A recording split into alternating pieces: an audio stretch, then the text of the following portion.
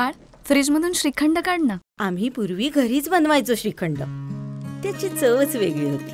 आता काय सगळं रेडीमेड. आजी, हे श्रीखंड खाऊन बघ. आज तुझ्या आईनं घरीच बनवलं की काय? हे आहे गोकुळचं श्रीखंड. अगदी जिभेवर रेंगाळणार. जिभेवरच नाही तर मनावरही रेंगाळणार. गोकुळ श्रीखंड, मनावर रेंगाळणार.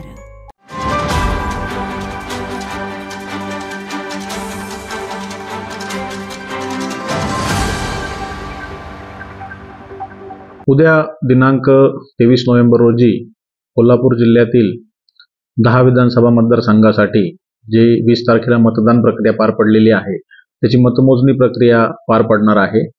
सर्व 10 ठिकाणी मतमोजणीसाठी संपूर्ण जिल्ह्यामध्ये कोल्हापूर जिल्हा पोलीस दलातर्फे जवळपास 1700 पोलीस कर्मचारी, 500 होमगार्ड, 200 अधिकारी, त्याचबरोबर 6 पॅरामिलिटरीच्या कंपनीज असा बंदोबस्त तैनात केलेला आहे. त्याचबरोबर जिल्ह्यातील जी संवेदनशील ठिकाणं आहे त्या ठिकाणी देखील बंदोबस्त नेमलेला आहे. त्याचबरोबर या निवडणुकीमध्ये जे उमेदवार होते त्यांचे निवासस्थानं असतील, कार्यालय असतील, इथेही सुरक्षा पुरवण्याची खात्री ही पोलीस दलातर्फे करण्यात आलेली आहे.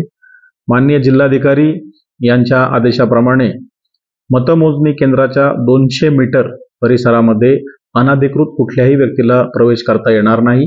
फक्त उमेदवारांचे मतमोजणी प्रतिनिधी व ज्यांना निवडणूक निर्णय अधिकारी यांनी पास दिलेला आहे, ओळखपत्र दिलेलं आहे, अशाच व्यक्तींना या ठिकाणी प्रवेश मिळेल. या 200 मीटर परिसरामध्ये मोबाईल किंवा कुठल्याही इलेक्ट्रॉनिक गॅजेट याचा देखील वापर करण्यास प्रतिबंध आहे. त्याचबरोबर कुठलं वाहनही या 200 मीटर परिसरामध्ये नेता येणार नाही.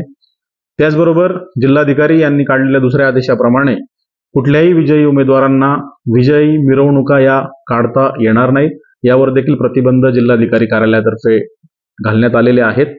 त्याचबरोबर तालुक्याचं ठिकाण असेल किंवा जिल्ह्याचं ठिकाण असेल याच्या व्यतिरिक्त कुठल्याही ग्रामीण भागातील गावामध्ये देखील अशा विजयी मिरवणुका काढणे, गुलालाचा वापर करणे, फटाके फोडणे याला देखील प्रतिबंध हा मान्य जिल्हाधिकारी यांच्या आदेशाने करण्यात आलेला आहे. या अनुषंगाने अजूनही निवडणुकीची आदर्श आचारसंहिता सुरू आहे.